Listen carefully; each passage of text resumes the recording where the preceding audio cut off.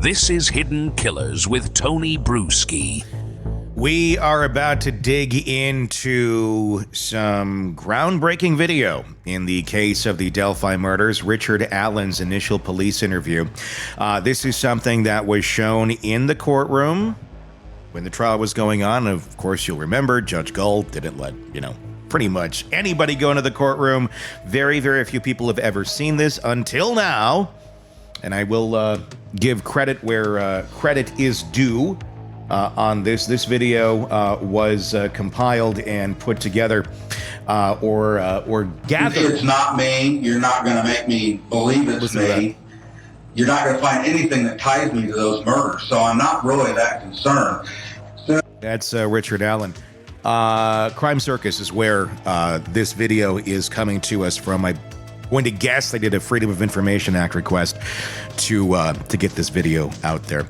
We're going to watch it in its entirety, in pieces, because there's a lot to break down here. So I'm making this video from scratch. I don't have any intent of saying, here's how many videos it's going to be. I'm going to guess 2 or 3, probably, or 2 or 3 audio pieces here for the podcast, where we're going to chop this up and talk about it and get through the Richard Allen interrogation together. Please, in the comments, be sure to leave your thoughts as we work our way through all of this, and press subscribe while you're at it so you don't miss any of our coverage of this case or the many that we cover for you here on the Hidden Killers podcast and True Crime Today. So without further ado, let's jump into the Richard Allen interrogation video. I'll be pausing, I'll be commenting, and again, I want you guys to leave your comments in the comment section on YouTube as we work our way through this. So here we go, the interrogation of Richard Allen. Let's begin. So the reason we wanted to talk to you is about the ambiguity case. Okay. And, appreciate your time in doing that.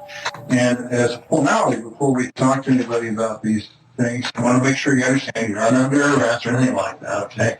And the door here is open. You can leave anytime you want.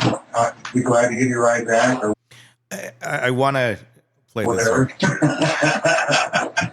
This. So Richard Allen is looking at them almost like when you say something to your dog and they're like, huh? And they turn their head a little bit. He's looking at them as they're saying this and as they're going to continue to say this stuff and be like, what are you guys thinking? Like, why are you saying these things to me? Because he's about to be read his Miranda rights, but he's not under arrest at this moment in time. And I think he's thinking, oh my God, these people think I did this. He just jokingly pretended to get up when he said, you can leave anytime you want. And he just kind of got up out of his seat for a second and laughed. Not the behavior of anyone I have ever seen in an interrogation that is guilty. This is a guy who thinks he's just going to be given information on what he saw that day to help the investigation. This is not the actions, in my opinion, of someone who committed the crime. But again, this is for you guys to decipher as well in the comments. Let's continue on with this video.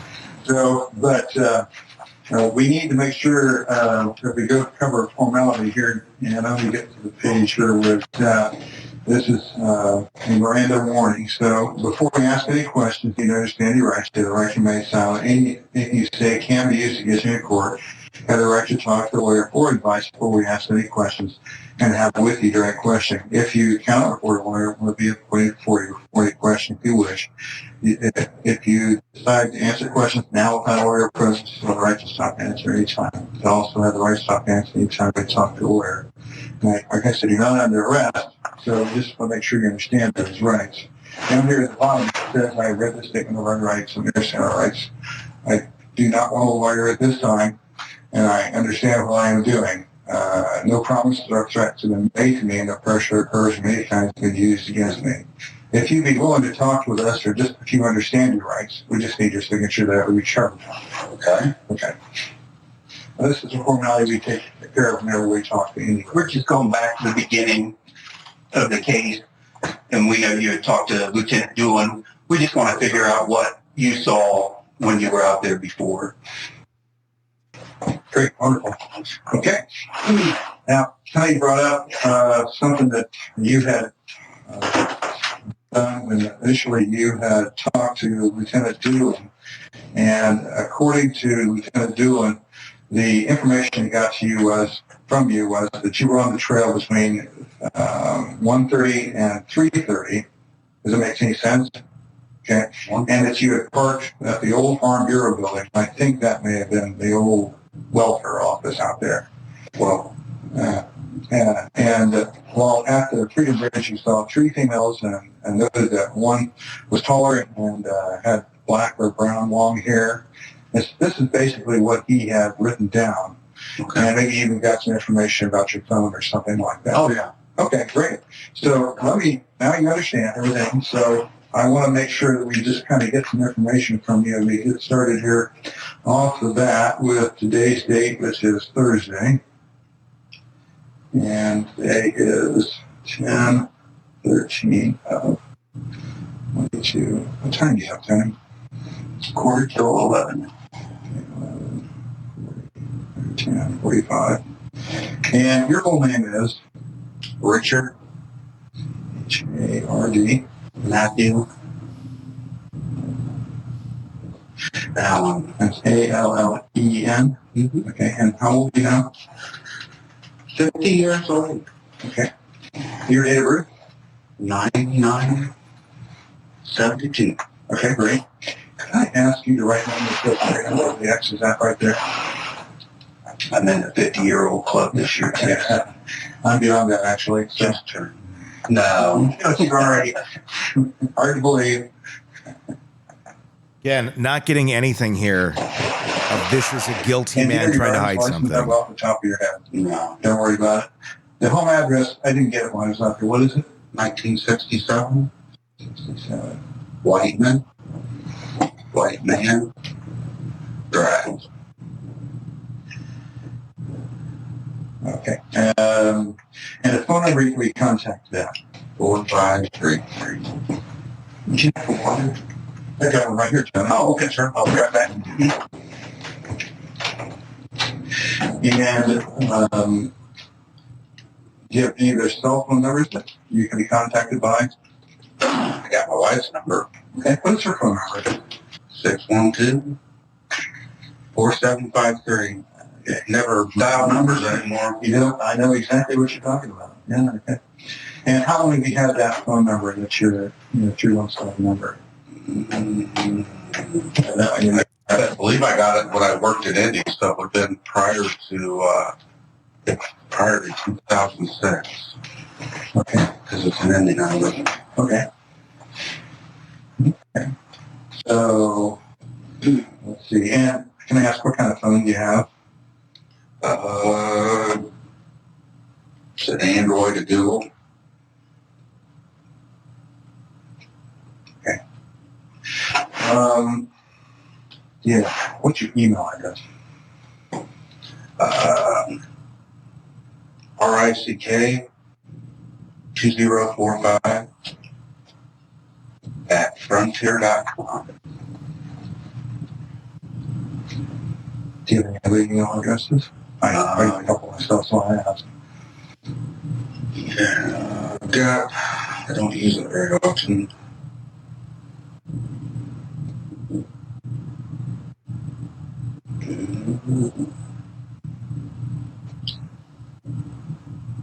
A lot of formalities going over here right now, but this it shows the humanity of Richard Allen. We've never really had a chance to hear him speak or see his actions. This is just showing what a normal, everyday guy he really seemed to be. I don't remember what it was. Okay, great. On social media, did you do applications you use like Facebook? No, at all. Do you have a Facebook account? Well, my wife does. I don't. Sounds so familiar. Okay. It's a very lighthearted right now. And does she post often? Very much kind of joking. Yeah, on her all the time. Yes, she does. Okay, all right. So what is your marital status? Married. Married, okay. And have you been married before? No. Okay. Number of children you were talking about, your kid, your daughter? What's your name again? Rick. Oh, my daughter. Rick Jr. No, Brittany.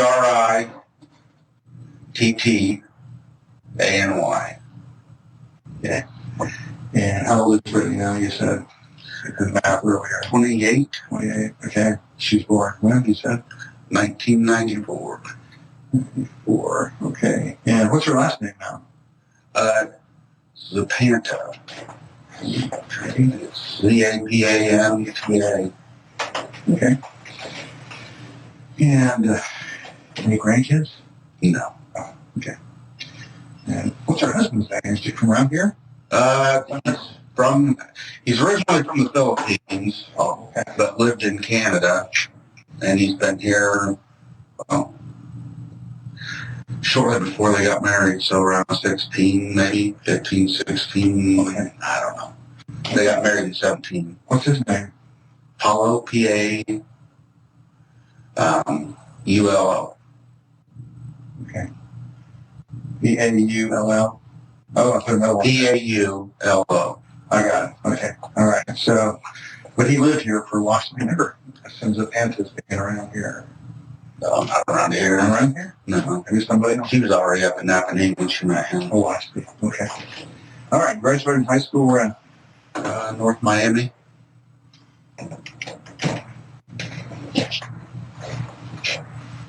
What year? 91. It's interesting. The one of the interrogators is coming in and out of this room like 4 or 5 times now. Like a couple semesters. What'd you study there? Accounting. Okay. Any other vocational training or? Okay. Well, I was in the military, but Okay. That's the question coming up here. Were you involved in any fraternal organizations, clubs, or athletics, or anything like that in school? I did some track here and there. I did football for like a year, but nothing serious. Okay. Any clubs or National Honor Society or something like that? Oh, no. Sorry. Military service. So what branch? National Guard, Army National Guard. And what was highest rank achieved?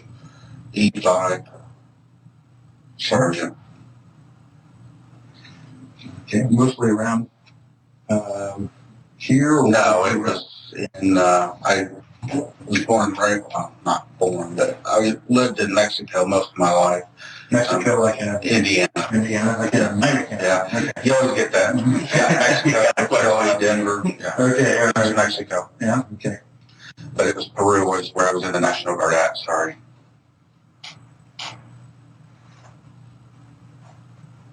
All right. Go to church anywhere? No. Have you ever? On occasion, nothing. Okay. Where did you usually go to?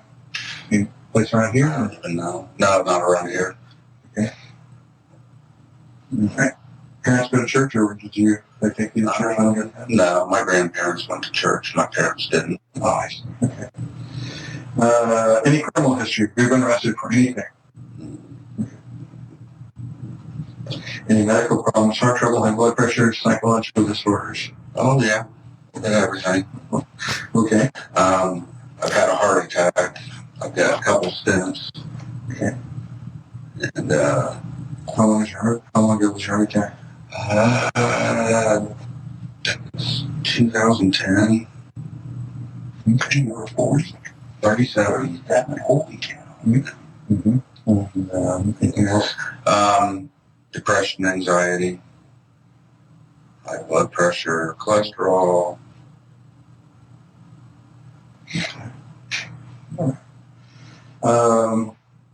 And you're working at CVS. So you said you've been there how many years? Well, not the one here, but with CBS since 2013. Okay. So you worked at another CVS somewhere? Yeah, I worked in training Miranda. I worked in Peru, and then I came to Delphi. I'm thinking 16, 17, 16. I've been there a while now. But you said you're living at your house out there since 2000. So you drive back and forth with CVS? Yeah, I was leading Walmart. Like I said, I spent 10 years with Walmart. I was actually a store manager at one point with Walmart. Chose to leave the company and do something different, and interviewed with CVS, and Peru was the district manager that I interviewed with. Peru was the furthest Western store that he had, or closest to me. Mm-hmm. So that's where I was going to be working, and it just didn't work out the way that I thought it was long term. I mean, I was there several years, but I wanted to, they had a training position, a managerial training position. I told them I didn't want to do that anymore. Mm-hmm. Long story short, and put in the transfer back, and like I said, I hit 16, we're going to say around 16, 17, somewhere. All right. Well, managing is kind of hard sometimes, I understand. Was there a particular reason why you didn't stay in management, or? Tired of it, the bureaucracy, just not really being about taking care of the customer. It's more about hitting this number on this spreadsheet and that number on that spreadsheet. And then we get the call every 15 minutes if you didn't hit this number on this spreadsheet. And none of them really help you take better care of the customer. You spend your time managing scorecards, and I just had had enough of it. Sure. I was just tired of it.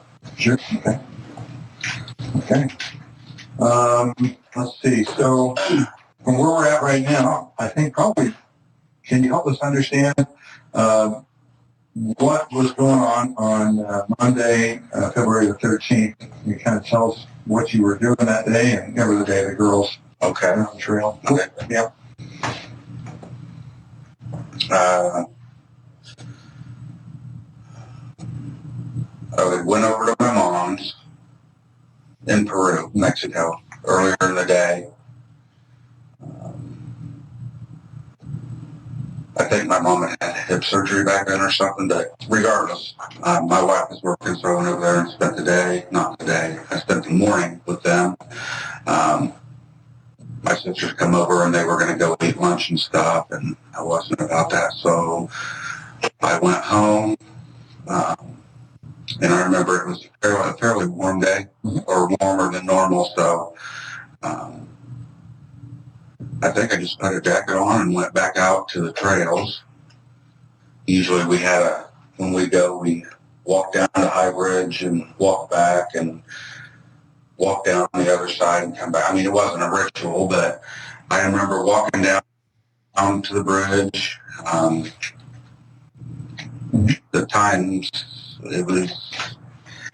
I left my mom's, it was probably around 11:15. So I think I would have been out there, because I didn't do anything else. It would have been around noon, I thought, is when I was out there. Walked down to High Bridge. Always went out just a little ways, not all the way. Went out a little ways and watched the fish. See if I seen any fish down there, because I like fishing. And walked back and sat on the, when you turn around and go down the other fork, there's a bench that overlooks, and sat there for a few minutes and walked down walked back out and left. Okay. Anything else you remember? Where was your parking car? Said there was, the big parking lot wasn't there at the time, right? Oh, you mean which one? Where the bridge is at, I don't think it was there. So there's if you went over behind, there's a back road that went up, and there was a bridge, not the main bridge. There was a smaller bridge where you could park there, or you could park over on the other side. And I remember I didn't park over there where it's a farmer's entrance or something. I remember I didn't park there because I had told him something about, there were a couple vehicles there when I left, so I parked somewhere, either parked over on the bridge side, or there used to be a little building there. I could have parked there. There was a trail. until they got the whole thing done. Okay. When you're talking about the bridge, just so I'm clear, you're talking about that big blue bridge, the Freedom Bridge or whatever that goes over the highway. Well, that's the big blue bridge, but before that was there was a, if you're going out of town, you would take the road that I think is where the park is. It bears off, it winds off this way. And there's a road, the first road you come, well, I don't know if it's the first road, but there's a road that takes off to the right, and there's houses, and then it just kind of turns into a lane. And there's a small bridge up there before, I mean, I think it's still there if you were... Like the one, okay, so are you talking about the one-lane bridge kind of that goes over the street? It wasn't used. It wasn't a bridge that was used, I guess is what I'm saying. It was just, there was a parking area up there that you could park in. Okay. And that's where that's where quite a few people would park before they, I mean, now there's a nice parking space, but before it was either you parked there or you parked over in the farmer's thing. And I mean, at one point they had it marked that they didn't want you parking there. So and I know it wasn't over there because I told them something about some cars that were there. So I would have been parked up on the bridge side of things, I guess is what I'm saying. I guess I'm on. So this is kind of an overview of the area. So obviously this is the Blue Bridge here over the Houston Heartland Highway. Okay. Yeah. And so, yeah, can you mark on where you think you parked at? Yeah. Show me the Blue Bridge again. Blue Bridge, here's the Houston Heartland Highway. Here's Main Street. The road that comes out from downtown goes out onto Heartland. And here's the Andersons. I think that's going to be their fertilizer plant. And down there's the... So that's the Blue Bridge. I mean, it's right there. It would have been over in here somewhere probably. Well, that's one of the parking areas. Okay. And then or it would have been, there was a old building somewhere over... This map was taken back when the building was still there. And this is the building that was on the bridge, the trail side of the bridge. Okay. So down at you went this way. I think you went down this way and like there was an underpass or something. Yeah, that's right. And then there's a building right there. You can see it. Okay. So it would either have been there or there. Okay. All right. Very good. Which way do you think you would have traveled to get to this building that particular day? Do you remember? Just that way it loops around. Okay. I don't know the names of the roads or anything. I mean, I can show you where I drove, but it just, on the way, the road that goes out, it's basically the same way that you get to this one, except, no, it's further up. And you go down and it like comes down and goes around somewhere and comes over on the other side. Okay. Very good. Okay. Was it ever an occasion where you might have gone to the park another way? Did you go out here very often, I should ask? Not like I wouldn't say often. I mean, we go out, we may go once a month, we may go twice in 1 week. I mean, it was just kind of one of those where when we felt like walking the trail, we'd go. I mean, I could say we visited it regularly.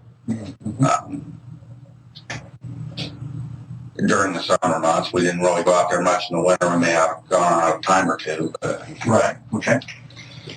So was it ever something was there ever a time that you guys took another path to get out there besides going around this way, or do you remember anything like that? I think there's a way if you go past where you park the farmer's entrance that I was telling you about. I think it's down here. There's an entrance across from a residence that's a farmhouse. Does that make any sense?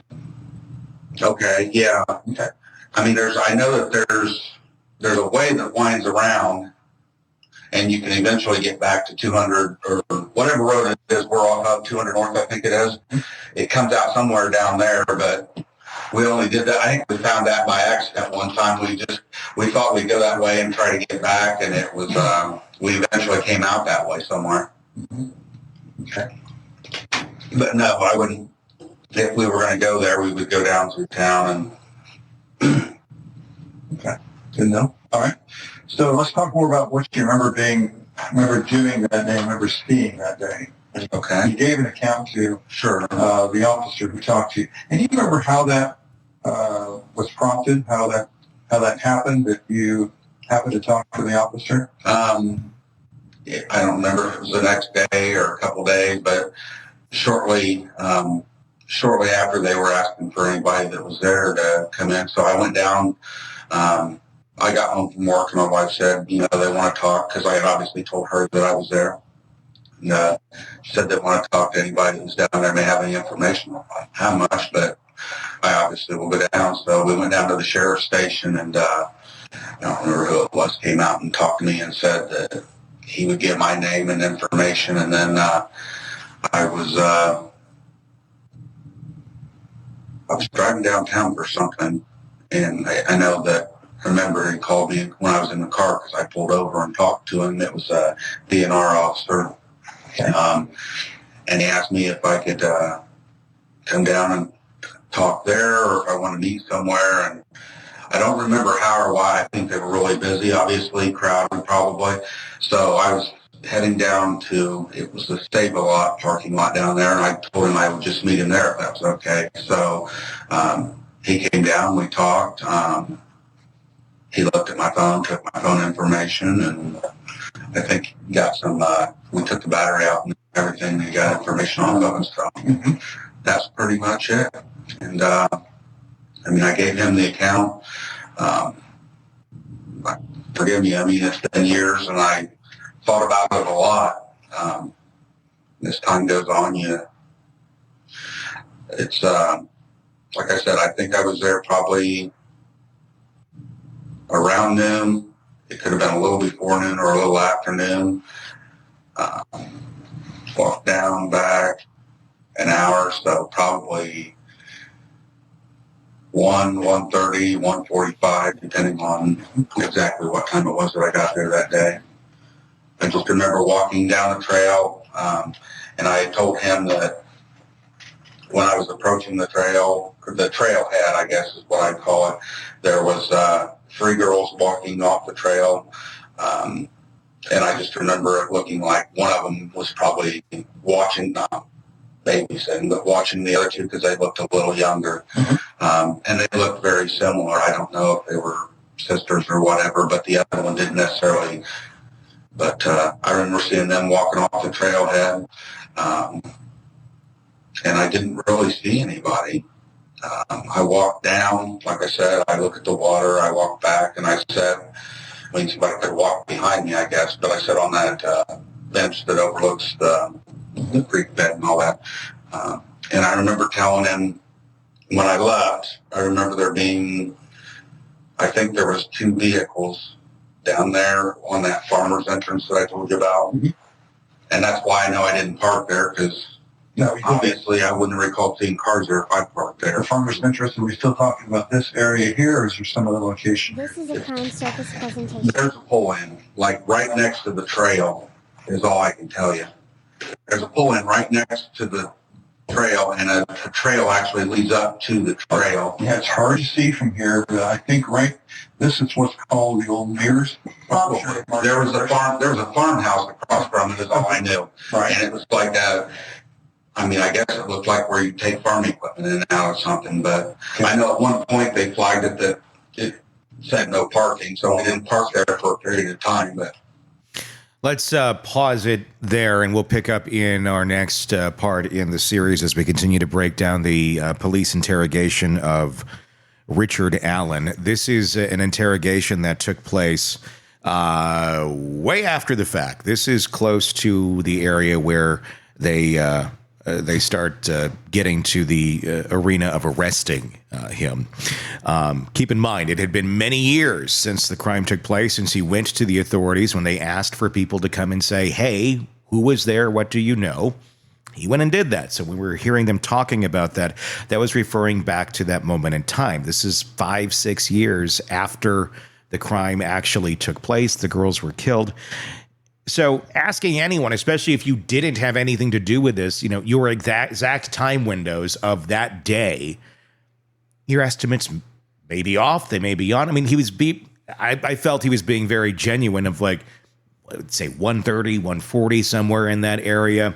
What was your thought? What was your thoughts on the whole piece there, as we're going to continue to break this down, because there's a lot to talk about in this interview. That's why I'm going to break it into different pieces. I thought it was interesting. Talk of 3 girls coming either on the trail or off the trail that he noticed. 3. Now, again, this might not even be them. It was a nice day. There was a lot of people out there, but as we know, it was Abby and Libby that were out there.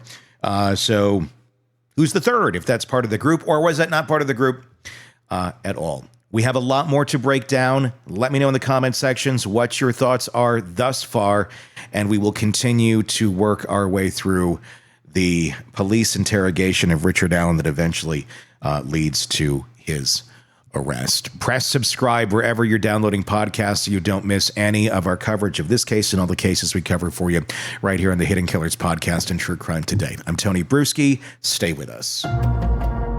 Craving non-stop true crime updates? Press subscribe now and get the latest cases, analysis, and expert commentary delivered straight to your feed. Only from the Hidden Killers podcast and True Crime Today. In a world where the darkest secrets lie just beneath the surface. They said it was an accident, but the evidence says otherwise. Where hidden killers roam, unnoticed, in the shadows. I think you would definitely be looking at a blend of toxic, very bad narcissistic personality traits, and they will be vengeful and possibly resort to violence. Join Tony Bruschi as he uncovers the truth behind the most chilling cases. They said it was an accident, but the evidence clearly says otherwise. Each episode, we dig deep into the minds of those who commit the unthinkable. To your point on narcissism, he thinks in his own mind how witty he is. Yeah. But he lost that jury. I was done with him in 2 minutes. From unsolved mysteries to infamous crimes. Geez, you've just talked about how you've taught yourself how to do everything under the sun.